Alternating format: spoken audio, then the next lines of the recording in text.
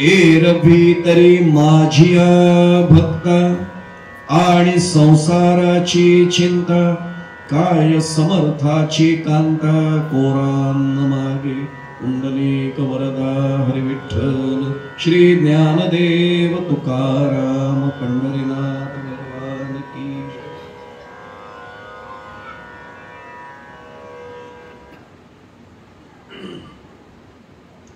कर्जत तालुक्यातल्या कोलिवली येथे प्रतिवर्षीप्रमाणेच आयोजण्यात आलेला हा ज्ञानेश्वरी पारायण सप्ताह ज्ञानयज्ञ सोहळा आणि माझ्या परमभाग्याने आजच्या पहिल्याच दिवसाची दुपारची प्रवचन सेवा माझ्या वाट्याला सद्गुरू कृपेने आलेली आहे. या निमित्ताने उपस्थित असणाऱ्या आपल्यासारख्या सर्व अधिकारी श्रोत्यांचा प्रथम चरणस्पर्श करतो. कृतीने शक्य नसो तरी मनाने भावनेने आपल्या सर्वांच्या चरणी साष्टांग प्रणिपात करतो. प्रत्यक्ष पांडुरंग परमात्म्याला, माऊली तुकोबराय आदी करून समस्त संतांना प्रार्थना करतो की आजची सेवा त्यांनी त्यांच्या चरणी रुजू करून घ्यावी. सज्जनो, आज पहिलाच दिवस आहे. खरं तर कीर्तन सेवा असेल तर नामपर प्रकरणातला अभंग आपण घेत असतो, रूपाचा अभंग घेत असतो, पण पहिलाच दिवस आहे आणि म्हणून चिंतनाला येताना थोडा विचार केला की रात्री नामपर प्रकरणातला अभंग तर आपण ऐकाल, त्याचं चिंतन ऐकाल, पण मुळामध्ये आपण ज्ञानयज्ञ सोहळा किंवा ज्ञानेश्वरी पारायण आपण म्हणतो. कशासाठी आपण हा नेमका करतो तर भक्ती मार्गामध्ये आपण सगळे आहोत.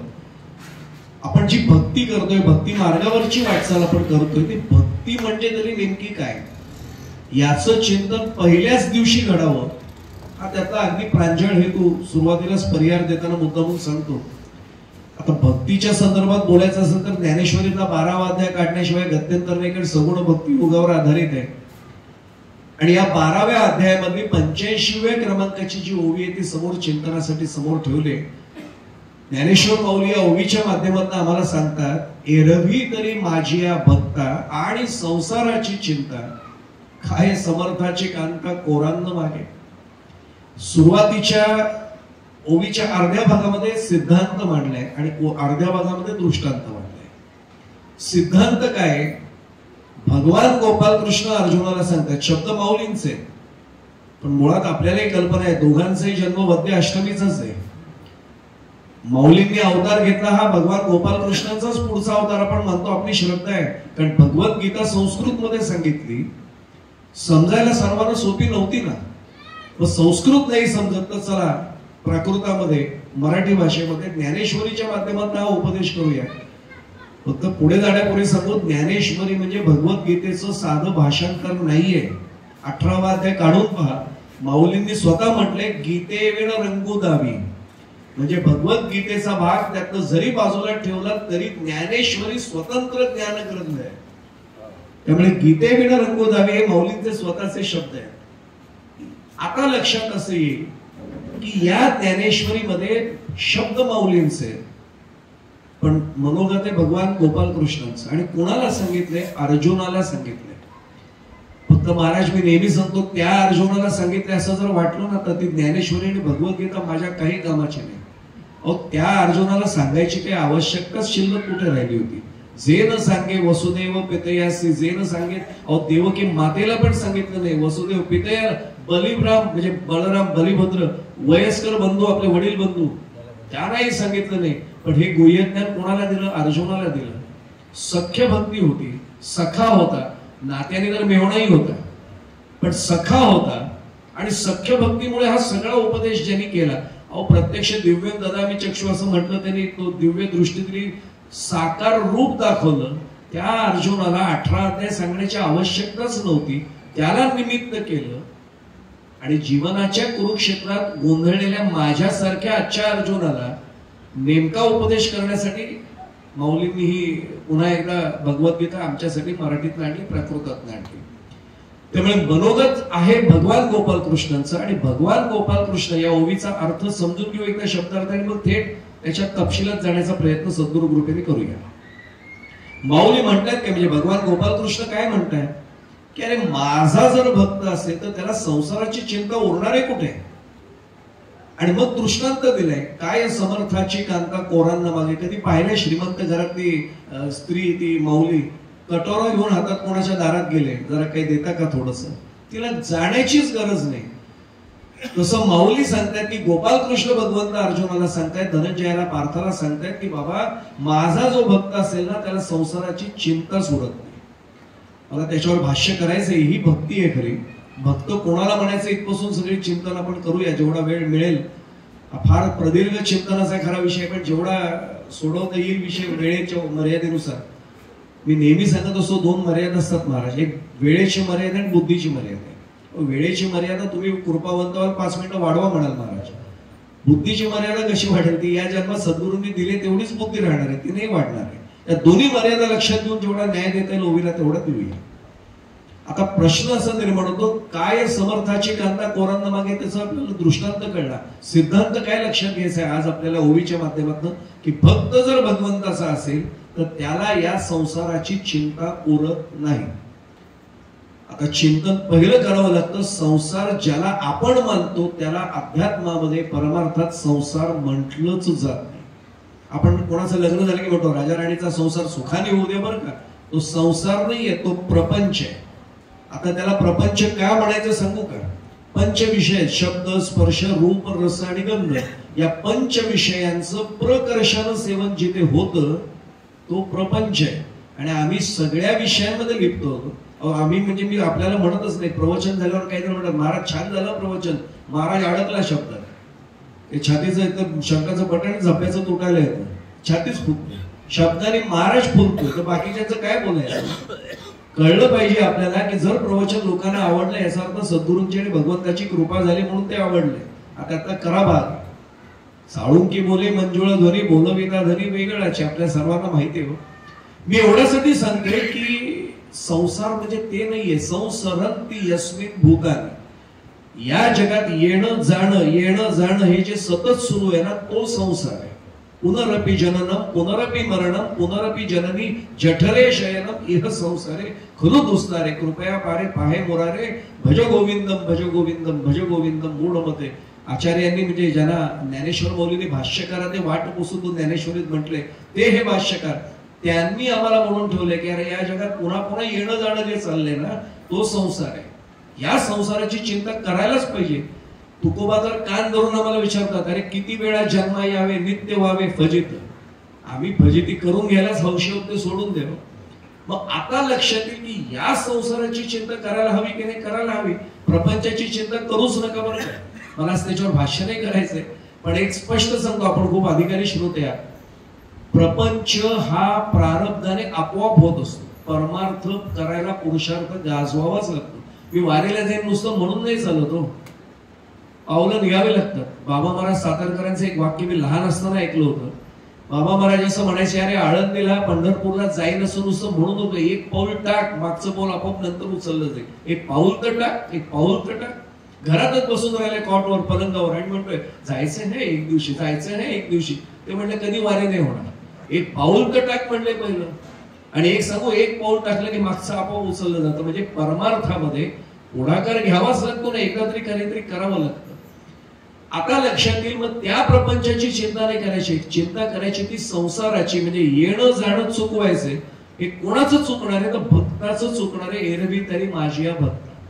आता आपण तिथनं सुरुवात करूया. भक्त कोणाला म्हणायचं सारा भाग आहे, आपण तिथनं सुरुवात करूया. मी एक सांगू आपल्याला, भक्ती करतो तो भक्त, हे साधी व्याख्या आहे. एक तर आपल्याला शब्दच्छल माहिती असेल, जो होत नाही देवापासून विभक्त त्याला म्हणावं भक्त. देवापासून वेगळं होतच नाही. आम्ही डॅम्बिस होत बरं का. मी पुन्हा सांगतो, आपल्याबद्दल बोलत नाही आम्ही. उपयोग असतो ना तेव्हा देव देव देव देव करतो, नंतर म्हणतो माझंच ते सगळं. काही चांगलं कमावलं, अरे वा महाराज बंगला चांगला आहे, आपणच बांधला. दुःख झालं, काय पांडुरंगा अरे तुझा हरिपाठ रोज करतो इथे, तूच आमच्या घरामध्ये आजारपण आणलं, करणार काय. म्हणजे दुःख आलं की तिकडे गोठ आणि चांगलं झालं की इकडे आपण केलं. इथे गडबड सगळी सुरू होते. आता साधारण लक्षात येईल भक्त कोणाला म्हणायचं, जो देवापासून कधीच विभक्त होत नाही, दुःखातही नाही आणि सुखातही नाही, तो भक्त आहे. साधा भाग आहे. तुकाराम महाराजांनी अनेक व्याख्या दिल्या, ती एक सगळ्यांच्या पाठातली व्याख्या देऊ, प्रमाण सगळ्यांच्या पाठातलं आहे. भक्त ऐसे जाण जे देही उदास गेले आशा पाश निवार. मी खरं सांगू आपल्याला याचाही अर्थ आम्हाला कीर्तनकारांना सुद्धा समजत नाही. तुकाराम महाराज समजून घ्यायचे तर काही जन्म जावे लागतात. तुकाराम महाराजांचे शब्द सोपे नाहीत, असे वरवर वाचले तर तुकाराम महाराज नाही समजत. ते गाथा उघडून बसलं ना, एक एक चरण पुन्हा पुन्हा वाचलं तर कळतं. बरोबर बरोबर बरोबर वाचून कधीच गाथा नाही कळणार. एक अभंग, जसं नामा म्हणे ग्रंथ श्रेष्ठ ज्ञानदेवी एक तरी ओवी अनुभवावी, तसं तुकाराम महाराजांचा एक तरी अभंग अनुभवला ना आयुष्याचं सार्थक झालं. भक्त ऐसे जाणा जे देही उदास. आम्ही होतो उदास, पण केव्हा होतो सांगू? जोपर्यंत डायबिटीस होत नाही, जोपर्यंत ब्लड प्रेशर वाढत नाही, जोपर्यंत थकवा येत नाही. आम्ही लगेच म्हणतो थकवा आला, गोळ्या सुरू झाल्या, काय आता जीवनाचा कंटाळा आलाय. का पहिल्यांदा का नाही म्हटला कधी? तरुण वयात म्हटला कधी देहाचा कंटाळा आलाय म्हणून? तेव्हा देह राजवाडा वाटत होता. आता तो देह त्रास द्यायला लागला, म्हणतो पांडुरंगा उचल बाबा, आता कंटाळलोय. का कंटाळलोय? आता देह साथ देत नाहीये म्हणून कंटाळलोय. याला उदास म्हणत नाहीत. आणि उदास शब्द तुकाराम महाराज वाटेल तिथे वापरत नाहीत. तुकाराम महाराज कुठलाच शब्द उदास वापरत नाहीत. आपल्याला सर्वांना माहितीये की पैशाबद्दल सुद्धा तुकोबाराय फार छान उपदेश आम्हाला करून दिले. जोडून या धन उत्तम व्यवहारे, उदास विचारे वेच करे. आता उदास विचारे म्हणजे काही ना मोठा असा चेहरा खर्च करतोय, पण चेहरा असा पाडून बसलाय, याला उदास म्हणत नाही. उदास विचारे वेच करे याचा अर्थ खरंच आवश्यकता आहे का? विचार करा आणि मग खर्च करा. धन जोडायला कधी तुकाराम महाराजांनी नाही म्हटलं नाही बरं का. जोडा, धन जोडलंच पाहिजे, त्याशिवाय संसार कसा होईल. पण खर्च करताना खरंच आवश्यकता आहे का तर खर्च करा. उदास विचारे वेच करे. आम्हाला तुकोबा समजतच नाही, त्याला तुकोबांचा काय दोष आहे? तो आमचा दोष आहे. आता साधारण लक्षात येईल. फक्त ऐसे जाणा जे देही उदास. जे देहावर उदास झाले. आता थोडस आम्ही तुकाराम महाराजांना म्हटलं, महाराज हे जरा आम्हाला कठीण आहे थोडस, अजून आम्ही काय अध्यात्मात पुढे नाही गेलो, आम्हाला कसं काय करते, जरा सोपी भक्ती द्या. ते म्हणजे सोपी देतो. म्हटलं महाराज आम्हाला कळेल असं सांगा ना, भक्ती कशाला म्हणायचं? महाराज म्हटलं अरे इतकं सोपं करून देतो, अख्खा पूर्ण अभंग सुद्धा म्हणायची गरज नाही, अभंगाचा एक चरण म्हणायची गरज नाही. माझ्या एका अभंगातला चरणाचा अर्धा भाग, त्याला चरणार्ध म्हणतो आपण, तेवढाच भाग बघते तुला भक्ती कळेल. म्हटलं हा महाराज हे सोपं आहे, हे सांगा. सर्वांच्या पाठातलं पुन्हा प्रमाण देतो. भक्ती ते नमन, मग वैराग्य तो त्याग. मी पुढचं काहीच बोलत नाही. भक्ती ते नमन. आता भक्त आपल्याला काय चाललंय? एरवी तरी माझी या भक्ता. भक्त कोणाला म्हणायचं? जो भक्ती करतोय तो. तुकाराम महाराजांना म्हटलं भक्ती करायची म्हणजे काय? ते म्हणजे नमन करायचं. आता अडचण कुठे येते माहितीये का? आपल्याला सोपं वाटतं नमन केलं की भक्ती झाली. नाही एवढं सोपं राहिलं. नमन करताना दोन गोष्टी व्हाव्या लागतात. एक माझ्या स्थितीचा विसर पडावा लागतो आणि समोरच्याच्याही स्थितीचा विसर पडायला लागतो. तुम्ही सोडून द्यावा, आम्ही फार वाचतात कीर्तन प्रवचन करत असतो तेव्हा वाकायलाच तयार नाही अजिबात. एवढी कीर्तनं झालेत, एवढी प्रवचनं झालेत, एवढी पारायणं झाली, याचाच अर्थात ताठा येतो आतमध्ये. मनसुख बाबा सगळ्यांना माहिती असेल, रामदास मनसुख आळंदी पंढरपूरला ज्यांनी जुन्या लोकांनी कीर्तन ऐकली असेल, रामदास बाबा मनसुख हे संप्रदायात आहे. आम्ही त्यांना तुकाराम महाराजांच्या पुढचे वाटचाल करणारे म्हणतो. तुकाराम महाराज परखड बरं का, आयुष्यात कोणाची भाडबीड नाही ठेवली. आपल्याला सर्वांना कल्पना, तीक्ष्ण उत्तरे घेऊन या ती बाण फेरे, हे सगळ्यांना माहिती आहे सगळ्यांना. त्यामुळे धर्माचे पालन करणे, पाखंड खंडन असे तुकाराम महाराज. भले तरी देऊ कासेचे लंगोटे, पण नाठाळ कोणी भेटला तर तुकाराम महाराज म्हणतात माथ्यावर काठी आणायला. हे असले अहिंसा वगैरे फालतू नाही किती केली त्यांनी. नाठाळ भेटला तर तुकाराम महाराज म्हटले की माथ्यावर काठी आणायला कमी नाही करणार. असे तुकाराम महाराज हे आम्हाला नेमकं सांगताना इतकं वेगळं सांगतात. तसेच मनसुख बाबा बोलायचे. मनसुख बाबांनी एका कीर्तनात, आणि ते वारीतल्या फडावरच्या कीर्तनात त्यांनी हे केल्याचं विश्लेषण केलं. कालही एका ठिकाणी महाराज होते, त्यांना कल्पना आहे फडावरचं कीर्तन ज्यांनी एकदा तरी ऐकलं ना त्याला तो आनंद लक्षात येईल. वर्ण पाऊस झिरमिरत असतो, खाली ओलं असतं आणि लक्ष मात्र पूर्ण कीर्तनातच असतं बरं का. कोणाला वाटत नाही खाली ओलं आहे वगैरे. तिथे आपल्या घरामध्ये असतं जरा ते ओलं आहे रे, ते फडकं ओलं आहे, ते टॉवेल ओलं आहे. इथे काय नाही, ते वारीला गेले. आणि एक सांगू, वारीला येणारा पहिल्यांदा 10 प्रश्न विचारतो. जेवणाची व्यवस्था कशी असते, वेळच्या वेळ मिळतं का, झोपायला कसं असतं. तो 1 वर्ष वारीला 4 दिवस फिरला की पुढच्या वर्षी वारीच्या संयोजकांना विचारतो प्रस्थान पुढच्या वर्षीचं कधी आहे.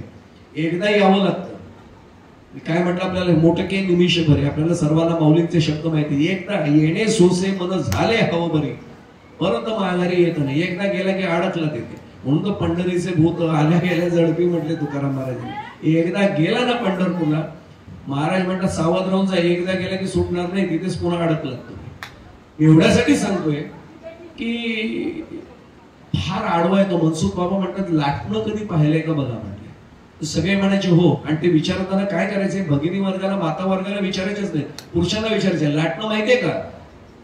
सगळे म्हणायचे हो. अरे वा, तुम्हाला माहिती का म्हणले. लाटून लाटून माहितीये का पाठीत बसून माहितीये म्हणायचे. मग हसायचे सगळे. मग त्यांना लक्षात येतं मनसुख बाबा आपली चेष्टा करतायत. तर सगळे म्हणायचे नाही लाटून माहिती. अरे वा, चांगली कामं करताय म्हणे, मदत करत राहा असंच. पण लाटणं बघा म्हणे मध्यभागी निमुळतं, दोन्ही बाजूला झाड असतं. सगळे श्रोते ओरडायचे नाही नाही नाही, मध्ये झाड, दोन्ही टोकाला निमुळतो. तोपर्यंत महाराजांनी आपली स्थिती अशी केलेली असायची. मी त्या लाटण्याचं बोलतच नाही म्हणे, या लाटण्याचं बोललोय, मध्ये झाडच आहे म्हणले. असा अहंकार भरलाय म्हटले, वाकायलाच तयार नाही कोणासमोर. आणि वारीत गेल्यावर बघा, लहान बाळ जरी आलं ना समोर, माऊली माऊली म्हणून सगळे नमस्कार करतात. एका लागेतलं. पंढरीच्या लोकांना नाही अभिमान, हे तर सर्वात वैशिष्ट्य आहे. बाकी कुठल्याच शहराबद्दल म्हटलं नाही बरं का. कारण आधी रचिली पंढरी मग वैकुंठ नगरी, त्यामुळे साधा भाग आहे त्यातला. पण भक्ती ते नमन म्हटल्यानंतर अडचण कुठे येते. माझा बंगला आहे, यांची झोपडी आहे, मी ग्रॅज्युएट आहे, हे 10वीत झालेले आहे, मी श्रीमंत आहे, हे गरीबच आहे. हे जे सगळं सुरू होतं ना, ते नमन घडतच नाही. तुकाराम महाराज बिचारे सांगून गेले, भक्ती ते नमन होते कुठे नमन आमच्याकडनं होतच नाही. कारण समोरच्या स्थितीचा विसरच पडत नाही. मी असा आहे, तो तसा आहे, हे ज्या क्षणाला विसरलो ना. मी थोडं परखड बोलू आपल्याला. मी आताच एका ठिकाणी सांगितलं की जातपात विसरली पाहिजे, सरकार जीव तोडून सांगतं ना. मी एका परिसंवादामध्ये होतो आणि महाराज माझं भाग्य आहे, तुम्हाला आता माझी काल ओळख कळली, त्यामुळे तुम्हाला माहित झाली मी असतो त्या परिसंवादांमध्ये. मंत्र्यांच्या समोर त्यावेळी दादासाहेब रिमे जिल्हा परिषदचे माजी अध्यक्ष होते, ते आता गेले आता बिचारे. सेम आपल्या वारकरी संप्रदायाचा खास माणूस तो. त्याने मला सांगितलं, त्यांना कानात सांगितलं, म्हटलं दादासाहेब मी वक्त आहे, मी स्पष्ट बोलणार आहे, मंत्री बिंत्री मला काय फरक नाही पडत म्हटलं. मी तुकोबांना आदर्श मानतो, बिंदास बोला, मीच अध्यक्ष म्हटले बोला. आणि मग मी त्यांना सांगितलं तुम्हाला खरंच जात संपवायची. मंत्री म्हणले हो संपवायचे. म्हटलं सोपं काम करा, हे योजना आणून जात नाही संपत, सगळ्यांना माळकरी बनवा म्हटलं. माळ गळ्यात आली ना की जातच संपली, वैष्णव एकच जात शिल्लक राहील, संपला विषय. म्हटलं हसले ते पण. म्हटलं महाराज तुम्ही काही बोललो नाहीत पुढे. नाही म्हटलं आधी मी विचार करतो, माझं जमलं की मी लोकांना सांगतो, कारण आधी गेले मग सांगितले. आता माझ्या त्या मंत्री महोदयांच्या अडचण, मी नाव नाही सांगत मुद्दा म्हणून, अडचण लक्षात आली. माळ घालणं सोपं नाही ना. त्या मंत्र्यांना जर माळ घालायची तर त्यांना माहिती बंधनं काय येणार आहे. ते म्हटले माझा निर्णय झाला की मी तुम्हाला सांगतो. म्हटलं जरूर सांगा, आपण मंत्रालयात मोठा कार्यक्रम करू म्हटलं. आणि मग दादासाहेब लिमेना सांगितलं म्हटलं तुम्ही पण या स्वतः. मग जर माळ घातली काय जात शिल्लक राहिलो, बाकीची सगळ्या संपल्या. आपल्याकडे लहान बाळ सुद्धा भेद नाही राहत, कुठली जात, कुठलं स्त्री पुरुष सुद्धा भेद राहत नाही. सगळे पंढरीचे भक्त एक वैष्णव होतात. म्हणून तो वैष्णवा संगती सुख वाटे जीवा, हा साधा भाग आहे त्याचा. पण नमन घडावं यासाठी दोन गोष्टी अडचणीच्या येतात. अभिमान आडवा येतो, आणि दुसरं तुकोबांचा शब्द म्हटल्यानंतर जरा त्याचा अर्थ नीट लक्षात घ्यावा लागतो. तुकोबा म्हटले भक्ती ते नमन. नमनचा खरा अर्थ कोणाला कळला सांगू, आमच्या गोकुळातल्या गोपगोपिकांना कळला. भगवान गोपाल कृष्ण एकदा बाहेर पडले आणि गोकुळ सोडलं आणि मथुरेला गेले, पुन्हा आले नाही. तो आम्ही 10 वेळा 3 महिने एखाद्या भाड्याच्या खोलीत राहून बंगल्यात गेलो ना तरी त्या भाड्याच्या खोलीत जीव अडकलेला असतो. इथे राहिलो होतो आम्ही, इथे राहिलो होतो आम्ही. भगवान गोपाल कृष्णाने आदर्श ठेवले, ती जागा सोडली ना आता पुन्हा नाही तिथे वळायचं, आता पुढचं वाढलं. आम्ही तिथेच परत येतोय. म्हणजे आमच्या बाबतीत नको त्या अर्थाने येणे सोसेमध्ये झालं हवं, हे तिथे नकोय. आणि गोपगोपिका अस्वस्थ झाले होते. कृष्ण भगवंत कुठे, कृष्ण कन्हैया कुठे, आणि वेड्या झाल्या होत्या अक्षरशः.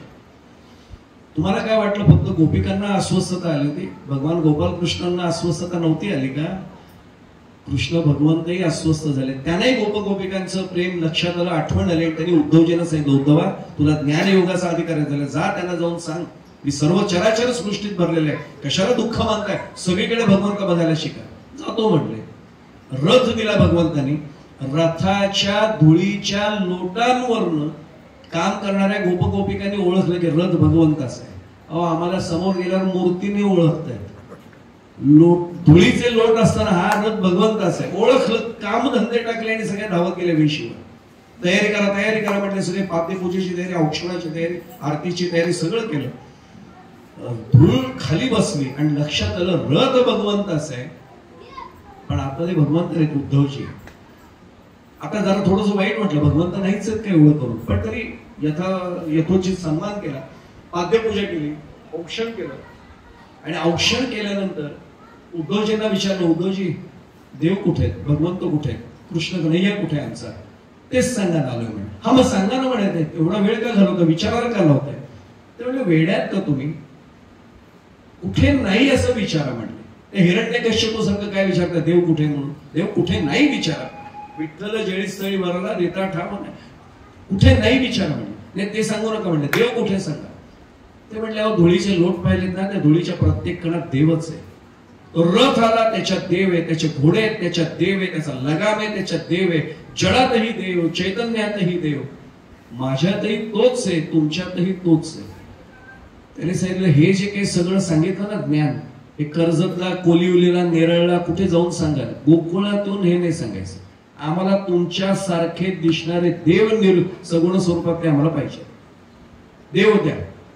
त्याने सांगितलं ठीक आहे उपाय देतो म्हटले. हा द्या ना मग उपाय म्हटले, एवढा वेळ काय घालवता, तळमळ तळमळ सुरू तुम्हाला कळत नाही.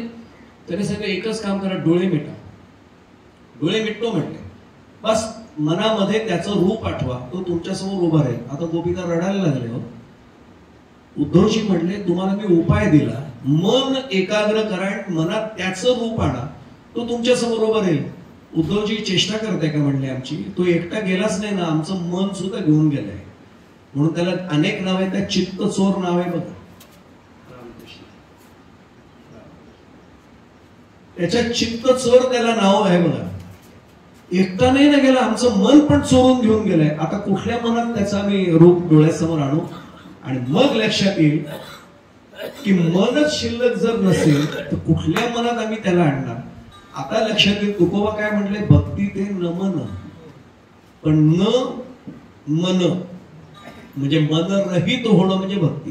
त्यामुळे तुकोबाचे सांगतात ना, भक्त कोणाला म्हणायचं, तर भक्त ऐसे जाणार जे देही उदास.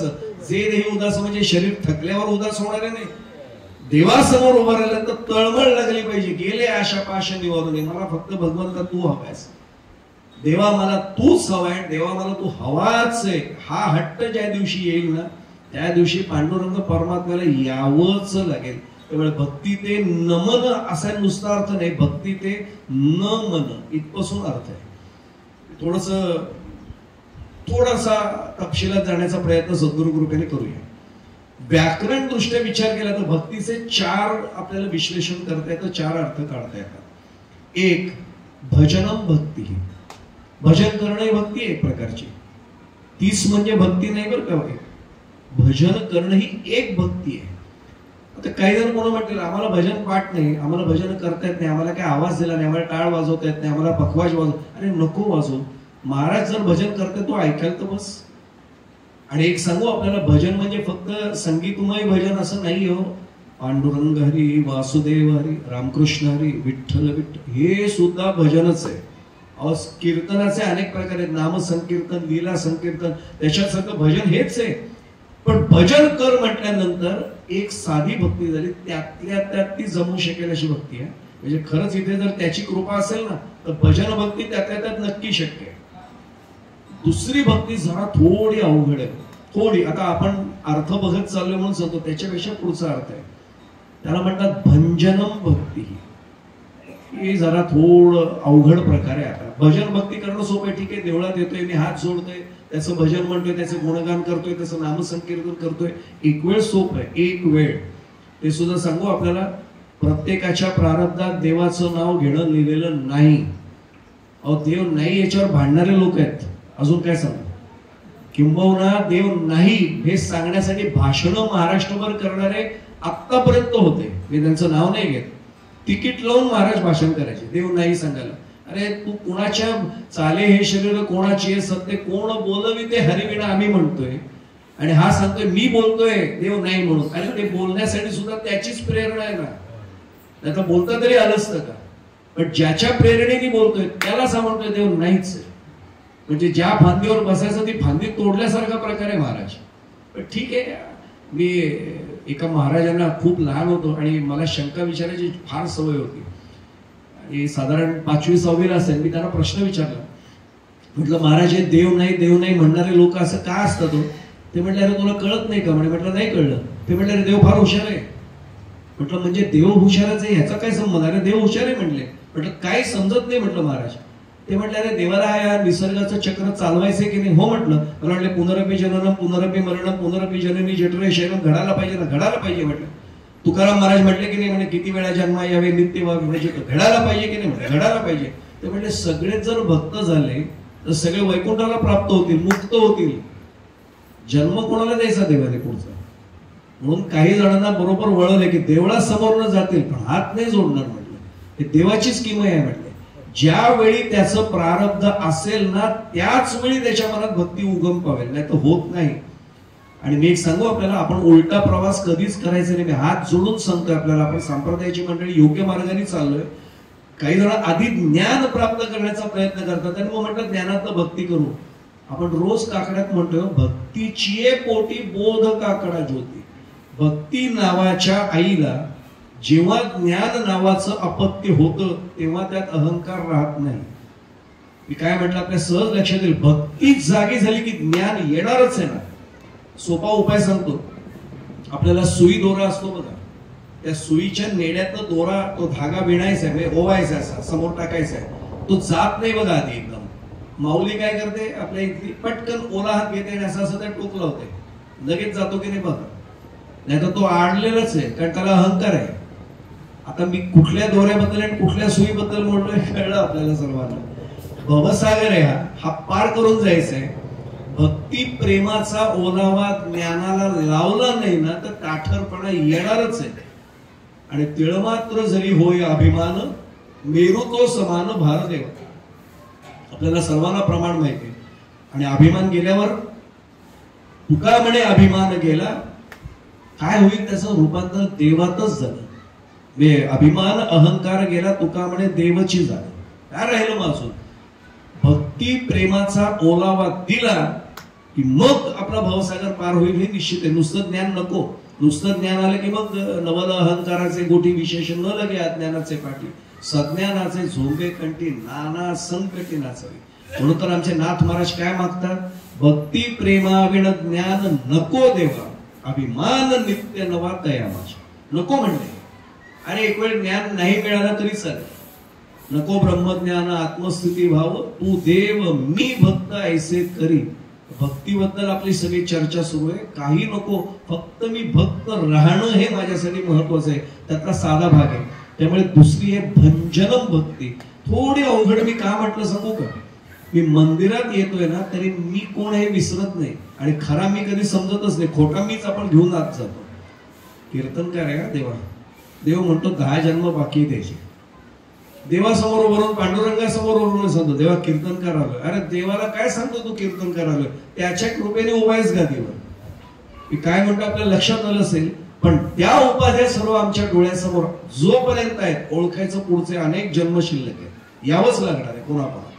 आणि म्हणून भंजन भक्ती करताना मागची सगळी, म्हणून तर हेची थोर भक्ती आवडते तेव्हा संकल्पावी माया संसाराची. आता याचा अर्थ काय? ते एक सोपा दृष्टांत आठवला बोलता बोलता तो सांगतो. संध्याकाळची वेळ असते आणि एक 7-8 युवक तरुण. आता युवकांमध्ये सुद्धा 2 प्रकार आहेत. काही जण हरिपाठ करतात, काही जण संध्याकाळ झाली की हरिकडे पाठ करतात. आपण हुशारात, आपल्याला समजलं मी काय म्हटलं ते. काही जण हरिपाठ करतात, काही जण हरिकडे पाठ करतात. आता प्रवचनाच्या गादीला मर्यादा मी फार बोलणार नाही. आपल्याला कळलं हरिकडे पाठ करून पावलं कुठे वळली असतील त्या तरुणांची, कळलं आपल्याला. म्हणून आपण भाग्यवान आहोत बरं का ग्रामीण भागात आज आहे. आणि मी अभिमानाने सांगेन आपल्या संप्रदायाबद्दल, संप्रदायाने तरुणांची पावलं आपोआप मंदिराकडे आणि हरिपाठाकडे वळवले. म्हणून एवढ्या मुलांना सुद्धा हरिपाठ म्हणावं असं वाटतं. मोठेपणी मग काही चिंता नाही आई वडिलांना. लहानपणी एकदा हरिपाठ म्हटला संपला विषय, माळ गळ्यात आली संपला विषय.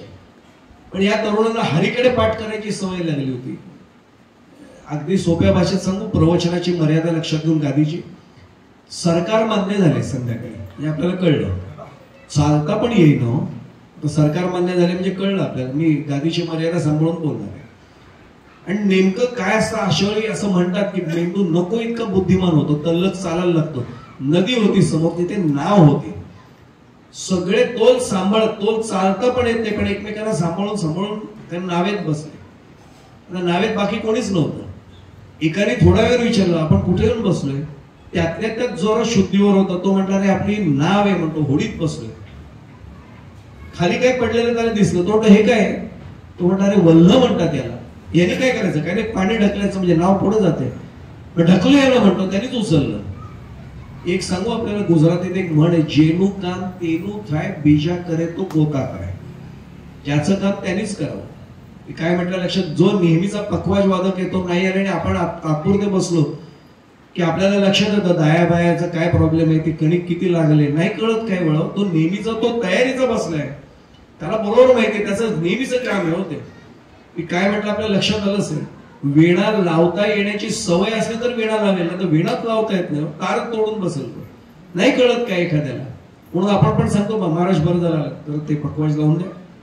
जसं आमच्या श्रीखंडे मामांना अनेक जण सांगतात मामा जरा पखवाज लावून द्या, काळी लावून द्या. ते लावून देतात पखवाज आणि मग उभे राहतात गायनाचार्य म्हणून मागे टाळे घेऊन. आता लक्षात येईल, नाव वलवणं आहे त्या नावाडे दादाचं काम आहे, यांचं काम नाही ना. बसले तरी सुद्धा हात लागले दुखायला. दुसरा म्हणलं वेडा आहेस तू, तुझी ताकदच कमी, माझ्याकडे आण म्हटला. दुसरा वलवतोय, त्याचे हात दुखायला. तिसरा आलटून पालटून पाठ होईपर्यंत वलवत बसले.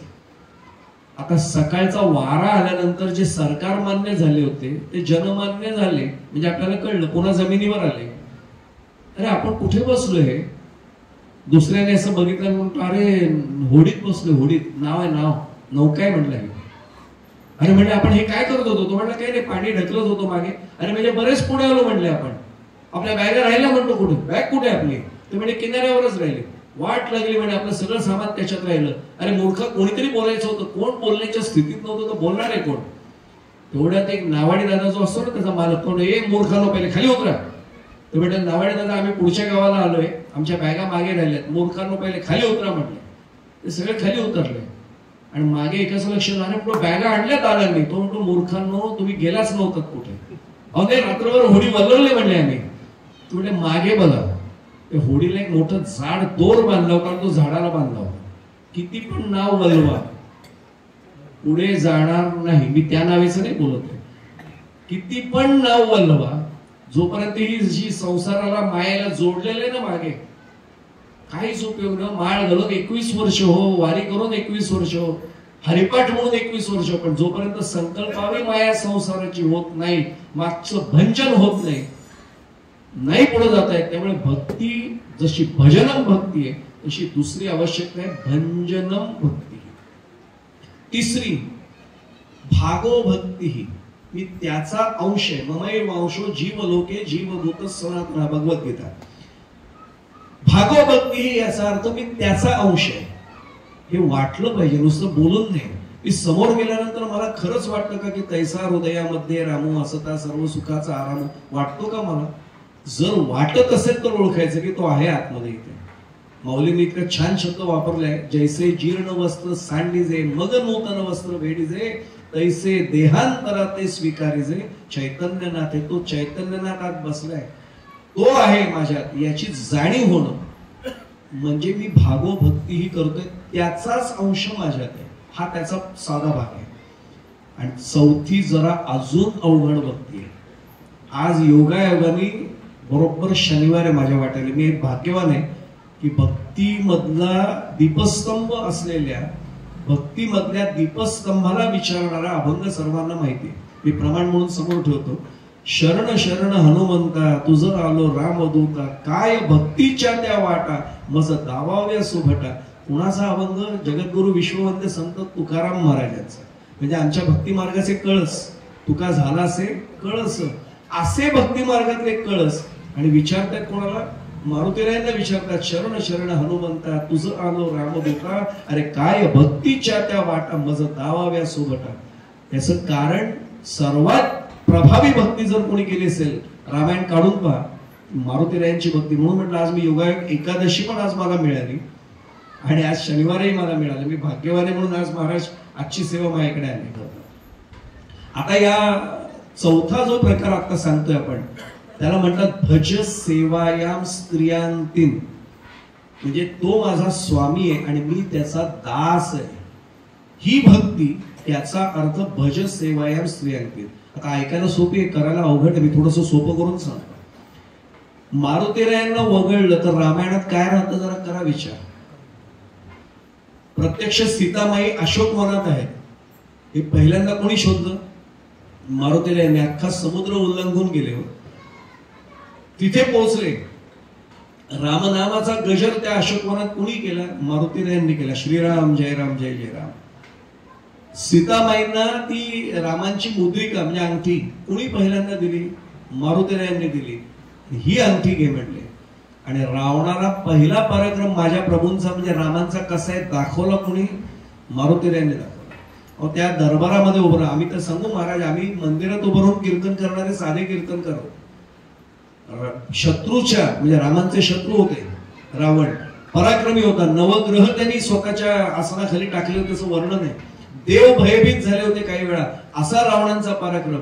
आणि आमचे मारुतीराय त्याच्या दरबारात उभं राहून माझे प्रभू कोण आहेत माहितीये का तुला? आणि रामांचं कीर्तन, लीला संकीर्तन हे मारुतीरायांनी केलं. काय पराक्रम असेल विचार कर. तर शेपटीला जेव्हा पेटवण्याचा प्रयत्न केला, मारुतीरायांनी लंका दहनच करून टाकलं. आता आम्ही गमतीत सांगतो की लंका दहन केलं. काही जण वाद घालणारे आज काही कमी नाही, तो कृष्णावर बोलणारे बरेच आहेत. कृष्णाने असं कसं केलं? अरे तू कोण बोलणार आहे कृष्णावर? तुझा अधिकार काय? कृष्ण कोण, तू कोण? पण आपल्याकडे आता काय महाराज, आपल्या धर्मात कोणी उठून काही बोलतं असला प्रकार आहे. मी नेहमी गमतीत सांगतो की मारुतीरायांनी लंका दहन केलं ना, याचं काही चूक नाही केली. शेपटीला आग लावली. मानव म्हणून माझा अधिकार आहे की नाही आग विझवायचा? आहे. मी काय चालत आलो नव्हतो, मी आलो उड्डाण करून, म्हणून मी उडूनच निघालो. शेपटीला आग लागलेली विझवण्यासाठी मी त्या छपरावर बसलो. आता ते छप्पर पेटलं तर मी काय करू? आग विझली नाही, मी पुढच्या घरावर बसलो, पुन्हा विझवायचा प्रयत्न केला, विझली नाही. आता अशा पद्धतीने लंका दहन झालं. शेपूट मी नव्हती सांगितली पेटवा, तुम्ही पेटवली. तुमची लंका तुम्हीच पेटवून घेतली. कारण मनोजवम मार्ग तुल्य वेगम जितेंद्रिय बुद्धिमताम वरिष्ठ, हे बुद्धिमंतांमधले वरिष्ठतम आहेत मारुतीराय. आता माहिती म्हणून सांगतो, लक्ष्मण भैयांना मूर्छा आली. लक्ष्मण भैयांना शक्तीचा प्रयोग झाला आणि मूर्छा आली, म्हणजे बेशुद्ध पडले होते. अगदी सोप्या भाषेत रामांनी चौकशी केली, लक्षात आलं लक्ष्मणांच्या उपचारासाठी सुषेण नावाचे एकमेव वैद्य आहेत. ते रावणांचे राजवैद्य होते. रामांनी एका दूताला पाठवलं, जा रे सुषेण वैद्याला सांग माझ्या भावाला असा शक्तीचा प्रयोग झालाय, बेशुद्ध आहे, जरा उपचार करायला या. सुषेण वैद्याने सांगितलं, मी रावणांचा राजवैद्य, हे शत्रू पक्षातले, त्यांच्यावर मी उपचार करणार नाही. आम्ही गमतीत सांगतो, त्यावेळी सुषेण वैद्य म्हटले, मी पक्ष बदलणार नाही, म्हणजे बाजू बदलणार नाही. मी रावणांच्या बाजूने, मी काही रामांच्या बाजूने येणार नाही. पूर्वी होते असे लोक, मी पक्ष बदलणार नाही म्हणायचे. आता तो पहिला दूत परत आला, दुसऱ्याला पाठवलं, 3 दूत झाले. आता रामांनी कोणाला विचारलं? मारुतीरायांना. आणि रामांचं एक नाव फार आवडीचं होतं, मानसपुत्र होते हो मारुतीराय.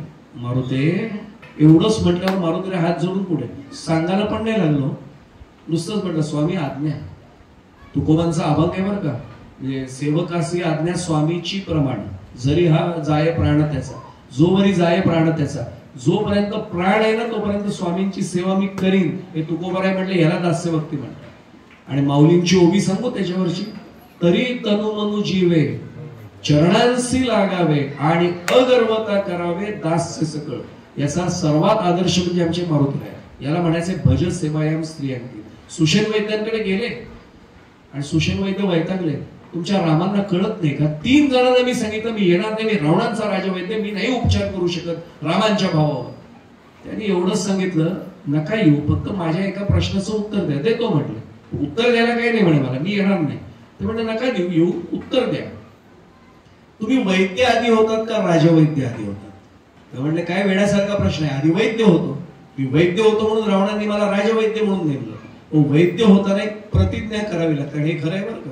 आजही चौकशी करा, डॉक्टर व्हायचं असेल तर मेडिकल काउन्सिलची शपथ आहे की कोणीही रुग्ण माझ्याकडे आला, मी स्त्री पुरुष भेद, गरीब श्रीमंत भेद, जातपातीचा भेद बघणार नाही. मी त्याच्यावर उपचार करून त्याचे प्राण वाचवायचं शर्थीने प्रयत्न करेन. ही शपथ घेतली होती की नाही म्हणले तुम्ही? घेतली होती ना म्हणे. मग ती शपथ घेतल्यामुळे तुम्ही वैद्य झालात, बरोबर म्हणे? हो म्हणे, वैद्य झालात म्हणून तुम्ही राजवैद्य झालात, बरोबर. मग आता तुम्ही म्हणताय उपचार करायला येणार नाही, याचा अर्थ तुम्ही शपथ मोडताय, मग तुम्ही वैद्यच राहणार नाही. वैद्य राहिला नाही तर राजवैद्य कसे राहणार? आपल्या लक्षात आलं असेल मुद्दा. शपथ काय घेतली होती? मी कुठलाही भेद करणार नाही, हे फक्त मारुतीरायांनीच करावं, हे काय बुद्धी असेल. मग जर तुम्ही उपचार नाही केले तर तुम्ही वैद्य राहत नाहीत, वैद्य राहत नाहीत तर तुम्ही राजवैद्य पण राहत नाहीत. चला येतो म्हणले, उचलून नेऊ का पाठीवर? म्हटले पाठीवर बसू, कारण मारुतीरायांची ताकद बघितली होती लंका दहनाच्या वेळी. बसले मागे, आणलं. त्यांनी नाडी परीक्षा केल्यावर एवढंच सांगितलं की संजीवनी वनस्पतीची मुळी आणावी लागेल. कुठे आहे म्हणले? ते म्हणजे द्रोणागिरीवर. आणि एक लक्षात घ्या म्हणले की कितीही झालं तरी उद्या सूर्योदयापूर्वी ती मुळी आणायला लागेल तर उपचार होईल, नाहीतर लक्ष्मण भैयांचे प्राण वाचणार नाही. पुन्हा सगळ्यांना विचारायला सुरुवात झाली. काही जणांनी कारण सांगितली. संजीवनी नावच नव्हतं ऐकलं, आज पहिल्यांदा ऐकतोय. दुसरं म्हटलं नाही प्रभू मी नाव ऐकलं होतं, पण ते द्रोणागिरी कुठे माहित नाही मला. तिसरं म्हटलं मला माहित आहे, पण सूर्योदयापूर्वी शेवटचं आठवण कोणाची झाली? मारुतीला म्हणले स्वामी आज्ञा. आणि किती वेळात आला? भीमरूपी सर्वांचं पाठव. आणीला मागुती नेला, आला गेला मनोगती, मनासी टाकेने मागे गतीसी तुळणार नसते. अहो नुसतं गेले नाही, एक वनस्पती नाही आणली, अख्खा द्रोणागिरी पर्वतच उचलून आणला. जणू काही सुषेण वैद्याला म्हणले काढा आयुर्वेदिक रसशाळेचा कारखानाच काढा पाहिजे. आणि नुसता आणला नाही, ते झाल्यानंतर परत जागेवर ठेवला. का? उद्या भूगोलाचे शिक्षक शिकवतील. प्रभू रामचंद्र होते, भावावर उपचार करण्यासाठी पर्वत उचलून जागाच बदलून टाकली. आणीला मागुती नेला. मी ते गमतीत सांगतो, महाराज शेजारच्यांचा पेपर आणलेला आम्ही आठवण देत नाही काही वेळा, परत याने अख्खा पर्वत परत देऊन ठेवला. आता लक्षात येईल, दास्य भक्ती करताना भज सेवायाम स्त्रियांती, त्यांचा भक्त आहे, त्यांचा मी दास आहे. जसं पतिव्रता आपल्या पतीसाठी करेल ना, हा भक्तीचा भाग एवढा आहे भज सेवायाम स्त्रियांती, ते माझे स्वामी आहेत, त्यांनी न सांगता सुद्धा मला त्यांचं काज कळलं पाहिजे, ते करणं. मी थोडा एक शब्द सांगू आपल्याला. काम आणि काज याच्यात फरक आहे. पुन्हा काम करणं म्हणजे सांगितल्यानंतर करणं, आणि सांगितलं तेवढंच करणं. काज याचा अर्थ स्वामी जे करू शकतात ते तसंच्या तसं करणं, याला म्हणतात काज करणं. आता लक्षात येईल, 4 प्रकार आपण पाहिले. म्हणजे भक्त कसं कसं होत गेले तिथपर्यंत आपण पाहिलं. पुन्हा पुन्हा आठवण करून देते की भक्त ऐसे जाणा जे देवी उदास, तिथपासून आपण आलो. मग अगदी भक्ती ते नमन पण पाहिलं. आणि आता आपण पाहिलं भक्तीचे 4 प्रकार आहेत. जसं भजनम भक्ती आहे, भंजनम भक्ती आहे, भज सेवायाम स्त्रियांती भक्ती, आणि भागव भक्ती. आता अशा प्रकारची भक्ती करताना अडचण कुठे येते? मी मगाशी सांगितलं, थोडा इथे फुगीर भाग जो असतो ना, तीच अडचण आहे. ती अडचण येते म्हणून गडबड होते. मी एक दृष्टांत समोर ठेवतो आणि हळूहळू सांगतेकडे येतो, म्हणजे वेळ संपेल. एक सोपा दृष्टांत आहे, घडलेला आहे महाराज, प्रत्यक्ष प्रसंग. फक्त नाव विचारू नका, कारण सांगू नये असं नाव कोणाचं. पैठणला एक तहसीलदार बदलून आले होते, साधारण स्वातंत्र्य मिळाल्यानंतर काही वर्षानंतरच लगेच. आणि नवीन नवीन आले होते आणि समोर एक अर्ज आला. त्यावेळी उत्सवाला लगेच अनुमती मिळायची, आताची अनुमती लगेच मिळत नाही बरं का. 10 प्रश्न विचारले जातात. त्यांनी लगेच सही केली, त्यांना ओसी देऊन टाकली सही करून, आपला कागद जवळ ठेवला आणि वाचलं. त्याच्यात दिलं होतं नाथ षष्टीचा उत्सव आहे, अनुमती द्या. ह्यांना नवीन आले होते, 2च दिवस झाले होते पैठणला, काय कळलं नाही कसली नाथ षष्टी. त्यांनी बेल वाजवली, शिपायांना आरएनटीना पाठवून द्या, म्हणजे रेसिडेन्शियल नायब तहसीलदार, निवासी नायब तहसीलदार, त्यांना बोलवलं. ते आले. काय हो? ते म्हणजे अर्ज आहे. अरे हे शिकवण्यासाठी मी आलोय का? म्हणजे मी तहसीलदार आहे, तुम्ही आरएनटी आहात, मला काय सांगता अर्ज आहे? मीच केले सही म्हणे त्याच्यावर, मी दिले म्हणे अनुमती त्यांना. अहो म्हणे वाचलं त्यांनी, नाथ षष्टी. काय असते नाथ षष्टी? माहित नाही म्हटले. साहेब तुम्ही आता 2 दिवसापूर्वी आले, मी 2 महिन्यापूर्वी आले, मलाही माहित नाही म्हटले. कोणाला माहिती आहे? ते म्हटले आपल्या गाडीचा जो ड्रायव्हर आहे ना तुमच्या गाडीचा, तो इथला आहे पैठणचा, त्याला विचारा, तो तुम्हाला माहिती देईल म्हणले. बरोबर म्हणे त्याला. त्याने विचारलं काय रे नाथ षष्टी काय आहे म्हटले. त्यांनी खरा प्रश्न सहज, नाथ षष्टी काय भानगड आहे? लोक कुठे भानगड शब्द वापरतील मला काय आश्चर्यच वाटतं. आमच्या एका प्राध्यापक मित्राने मला सांगितलं होतं, सर 2 महिन्याने आळंदीला येईल का? म्हटलं 2 दिवसांनी पण येईल. आळंदीला कोण नाही म्हणलं, मूर्ख असेल तर नाही म्हणेल. तुम्ही घेऊन जाणार तर आनंदाने येतो. त्याने म्हणे मी 2 महिन्यांनी जाऊया, रिटायर होतोय म्हणे, तर आळंदीला. म्हटलं सर बरं वाटलं, रिटायरमेंट नंतर आळंदीला दर्शनाला जावंसं वाटलं, हेही कुठे कमी आहे. म्हटलं काय विशेष? म्हटलं नाही म्हणे दर्शन झालं की जरा एका बुक डेपोत मला घेऊन जा, चांगली ज्ञानेश्वरी. म्हटलं ज्ञानेश्वरी चांगलीच असते, चांगली ज्ञानेश्वरी घेऊन द्या. काय म्हटलं मला काय कळतच नाही म्हटलं तुमचं काय म्हणताय, ज्ञानेश्वरी एकच आहे म्हटलं, चांगली काय वाईट काय? नाही म्हणे जरा ज्ञानेश्वरी पाहिजे, घरी नाहीये. म्हणजे तुमच्याकडे ज्ञानेश्वरी नाहीये? नाही ना म्हटले, म्हणूनच मला जायचंय, ज्ञानेश्वरी काय भानगड एकदा मला बघायचंच आहे. त्यांना म्हटलं सर तुम्ही अजून ज्ञानेश्वरी बघितली नाही? नाही म्हटले. म्हटलं ज्ञानेश्वरी नाही भानगड, ज्ञानेश्वरी आयुष्यावर बघितली नाही हीच मोठी भानगड आहे म्हटलं तुमची. ज्ञानेश्वरी बघितली नाही, आयुष्य गेलं कसं तुमचं? म्हटलं रिटायरमेंट पर्यंत आला, ज्ञानेश्वरी बघितली नाही? बघितली नाही. म्हटलं सर तुम्ही शिक्षक आहात, प्राध्यापक आहात, तुम्ही ज्ञानेश्वरी नाही बघितली तर मुलांना कुठल्या अधिकारात तुम्ही काही ज्ञानोपदेश करताय? हसलो मी, पण सोडून द्या विषय. मी एवढ्यासाठी सांगतोय की त्यांनी विचारलं नाथषष्ठी काय भानगड? तो म्हटलं साहेब भानगड नाही हो, नाथषष्ठी फार मोठा उत्सव आहे आमच्या पैठणचा. अहो आमची श्रद्धा अशी आहे की त्या दिवशी श्रीखंडाच्या रूपात भगवान श्रीकृष्ण पुन्हा येतात आणि प्रत्येक जण काय करतो, आपल्या कळशीने रांजणात तिथले पाणी ओततो. ज्याच्या कळशीने रांजण भरतो त्याच्या रूपाने पुन्हा भगवान गोपाल कृष्ण आले तसं समजून सगळे पाया पडतात. मी स्वतः पैठणला जाऊन आलोय, आम्ही सहकुटुंब गेलो होतो आणि मी माहिती म्हणून सांगतो, मी तिथला तो रांजण माझ्या डोळ्यासमोर असा होता. रांजण म्हटलं की माठ असा डेरा मोठा मातीचा असा नाही येतो. इथे नाथांचं देवघर आहे, इथे नाथांचा वाडा आहे आणि समोरच तो रांजण आहे. त्या रांजणाला आता तरी असं झाकण केलं, कुलूप लावलंय कारण ते खोल आहे. IIT पवईचे इंजिनियर्स खाली उतरले होते, 3 दिवस उतरून सुद्धा त्याचं खोल कुठपर्यंत नाही कळलं त्यांना, इतकं ते खोल आहे, भुयारासारखं आहे ते. हा रांजण आहे. नाही तर आपल्या डोळ्यासमोर रांजण म्हणजे एवढा, हजारो लोक कसे काय कळशा ओततात? आता लक्षात येईल रांजण तो फार वेगळा प्रकार आहे. आणि मग श्रद्धा आहे आमची सर्वांची की रांजण ज्याच्या कळशीने रांजण भरला त्याच्या रूपाने भगवान गोपाल कृष्ण आले. याने सांगितलं असं हो, म्हणजे कळशीने ज्याच्या रांजण भरतो तो गोपाल कृष्ण असो. पहाटे 4-4:30ला यायचं म्हणे माझ्या घरी त्या दिवशी. येतो म्हटलं.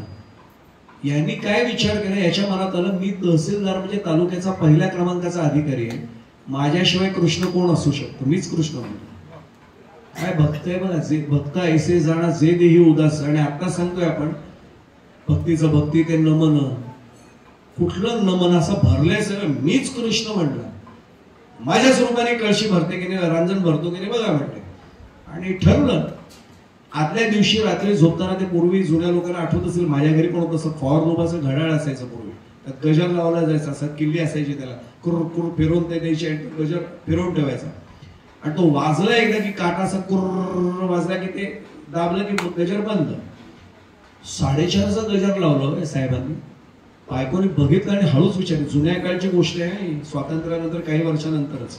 जुन्या काळी संवाद असेच असायचे घरी. बायकोने भीत विचारलं, एवढ्या लवकरचा गजर लावलाय, उद्या काही तुला काय चौकशा करायच्या आहेत? मी तहसीलदार आहे, काय अधिकार आहे बघा स्वतःचा बायकोवर, पण तहसीलदार आहे मी, केव्हा द्यायचं मी ठरवेन, तू नाही मला सांगायचं कधी. नाही रागवू नका, पण एवढं लवकर कधी गेला नाहीत ना आजपर्यंत, जायचंय उद्या म्हटले, माझी ड्युटीच तशी आहे. नाही रागवू नका, ठीक आहे हरकत नाही. त्यांनी 4:30चा गजर लावला होता. बायको अर्धा पाऊण तास आधी गजर न लावता उठली. काय पतिव्रत असेल. त्यावेळी काही गॅस नव्हता, गॅस गिझर वगैरे असणंच प्रश्न नाही. तिने चूल पेटवली, पाणी तापत ठेवलं, चहाचं आधण वगैरे सगळं तयार केलं. साहेब उठले 4:30ला. उठल्यानंतर त्यांनी एकूण सगळं ते आवरावरी केली. धन्यवाद पण नाही म्हटले बायकोला की माझ्या आधी उठून पाणी तापत ठेवलंस, वेळ वाचवलास मला. आंघोळ केली. बायकोला सवय होती ते रोज ब्लेझर घालून कोट घालून निघायचे. त्यांनी कोट आणला, हे नको म्हटले, ठेव खाली. आणि त्यांनी बिन इस्त्रीचा सदरा आणि लेंगा. ती म्हणली एवढ्या आंघोळ केली त्यांनी बिन इस्त्री, तुला काय करायचंय? आज मला असंच जायचं, मी तहसीलदार, मी ठरवेन उद्या कसं.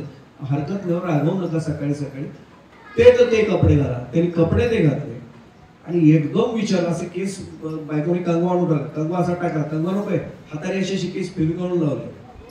बायकोला समजेना, हा असं काय नवराज वागतोय, तब्येत तर बरी आहे ना, भान पाडून बाहेर पडेल, साहेब आहे शेवटी तो तालुक्याचा. केस असे विस्कटले मुद्दाम. आणि विचारलं अंगारा आहे का घरात? बायकोला इतकं बरं वाटलं, नवरा कधी देवाला हात जोडत नाही घरामध्ये, आज अंगारा बघतोय. तिने पटकन ते उदबत्तीचं घर, ते आपल्याला माहिती खाली ताटली असेल, ते ताटली सगळं आणलं. हा घ्या अंगारा, एवढा काय करायचंय कमी म्हणे, भरपूर पाहिजे. ती म्हणले काय आश्रम किंवा मठ आहे का आपल्याकडे एवढाच अंगार असणार आहे, असं दुसरं काय. ती वैतागली होती थोडी, पण रागवून बोलता येत नाही त्यावेळी नवरा, जुन्या काळची गोष्ट आहे. तिने एवढंच सांगितलं, चूल आहे म्हणे, चुलीत राख आहे, आण. ती म्हणली राख, तुला काय करायचंय, आण राख म्हटलं. तिने ताटलीत राख आणली, याने हात ओला केला, असा त्या राखेत बुडवले. बायको बघते काय झालं याच नवऱ्याला, आंघोळ केले आणि चेहऱ्याला राख फासतो. यांनी एवढ्यासाठी केलं होतं, उद्या जर माझ्या कळशीने रांजण भरला तर मी सांगायला मोकळा आहे, मी तहसीलदार आहे, मीच कृष्ण आहे. पण जर माझ्या कळशीने रांजण नाही भरला आणि ओळखलं लोकांनी तहसीलदार आहे पण तरी रांजण नाही भरला, आपली इज्जत जाईल. आता आधीने ओळख द्यायची, म्हणजे आधी लपवायची. म्हणून केस विस्कटले, सारे कपडे घातले आणि चेहऱ्याला राख फासली, निघाला. ड्रायव्हर बिचारा हुकमाचा ताबेदार बाहेर आलेलाच होता. कळशी दे म्हटलं बायकोला. म्हटलं, ती म्हटली पाया पडते, रागवू नका, काय सकाळी सकाळी असं करताय. यांनी विचार केला, नाट लागण्यापेक्षा एकदा सांगितलेलं बरं. आज नाथ षष्ठी आहे, नाथांचं इथे मंदिर आहे, एकनाथ महाराज म्हणून इथे संत, हे ऐकलेली माहिती आहे ड्रायव्हर कडे, याला काही माहित नव्हती. एकनाथ महाराजांचे त्यांचा वाडा तो तिथे आहे, तिथे रांजण आहे. पूर्वी तिथे भगवान श्रीकृष्ण कळशीने पाणी भरायचे, रांजण भरायचे. आज नाथ षष्टीला ज्याच्या कळशीने रांजण भरला जातो तो कृष्णाच्या रूपाने आलाय मानलं जातं. सगळे त्याचं दर्शन घेत आहेत. आज सगळे माझं दर्शन घेणार आहेत, कारण माझ्या कळशीत तो रांजण भरणार आहे, मी श्रीकृष्ण बनून जाणार आहे. काय भाषा आहे बघा. बायको म्हणते, मग मलाही तुमचं दर्शन, इथे घे दर्शन, तू येऊ नको. याला भीती एवढीच होती, आपल्या कळशीऐवजी बायकोच्या कळशीने रांजण भरला तर तू नको येऊस म्हटलं, अजिबात ते यायचं नाही येत, पण मला दर्शन संध्याकाळी घेऊन जाईल म्हटलं. तहसीलदार आपल्याकडे गाडी आहे, संध्याकाळी घेऊन जाईल. बरं म्हणले, शुभेच्छा आहेत माझ्या. आणि भगवान गोपाल कृष्ण महाराज की जय म्हटली आणि नमस्कार केला. नेहमीच मनोभाव, यांनी नमस्कार पण नाही केला, डायरेक्ट बसला. ड्रायव्हरला हातात दिली कळशी, ठेवून दिली मागे आणि निघाला गाडी म्हणून. महाराष्ट्र शासन लिहिलेलं असतं त्या गाडीवर, आपल्याला माहिती आहे. यांनी ड्रायव्हरला सांगितलं, गाडी थोडी आधी थांबव, गाडी आधी थांबवली. याचं कारण पुन्हा तेच महाराष्ट्र शासन दिसतं, म्हणजे तहसीलदार आले, भरताना लोक शोधतील कुठे तहसीलदार. आणि आपल्या कळशीने रांजण नाही भरला तर पंचायत नको, म्हणून आधी नाही दाखवायची ओळख, आधी तशीच. त्यांनी विचारलं, कोणी विचारलं तर सांगायचं बंदोबस्तासाठी साहेब फेरी मारायला आले. चल म्हणजे कळशी उचल, रांजण याला भरायचंय. ड्रायव्हरला सांगतात कळशी उचल.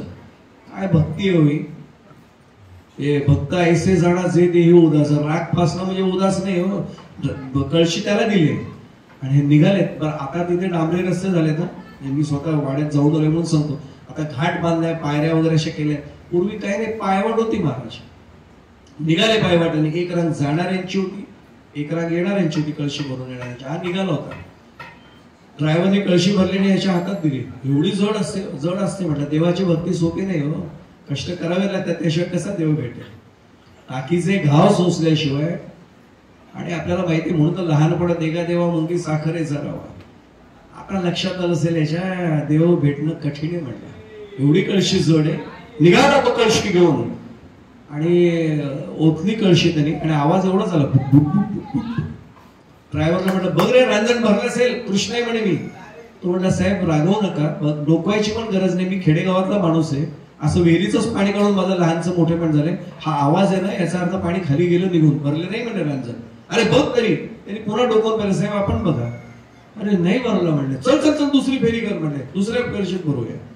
निघाले. कळशी पुन्हा याच्याच हातात रिकामी, निघाले परत.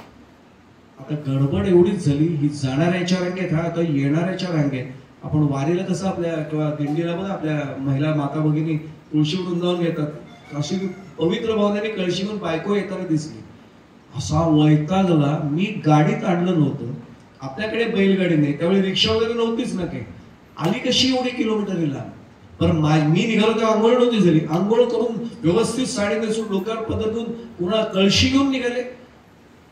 डोळे असे मोठे झाले, बटाट्याच्या आकाराचे डोळे, टोमॅटो सारखे लाल रंगाचे.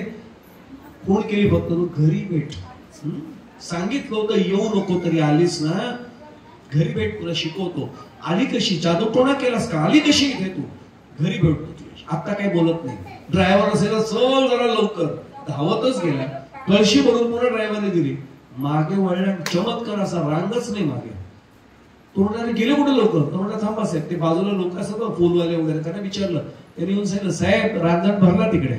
यांनी ती भरलेली कळशी आपटली खाली, ठेव म्हणतो गाडीत नेऊन. आणि साहेब धावत निघाले पुढे, धावत धावत गेले तर गर्दीमध्ये सगळे पाया पडत होते. यांनी जर आरोळी दिलीस ना, ए बाजूला तहसीलदार आहे मी, सगळ्यांनी रस्ता दिला. सगळं तहसीलदारांना त्यावेळी होताच मान तसा, रावसाहेब म्हणायचे पूर्वी.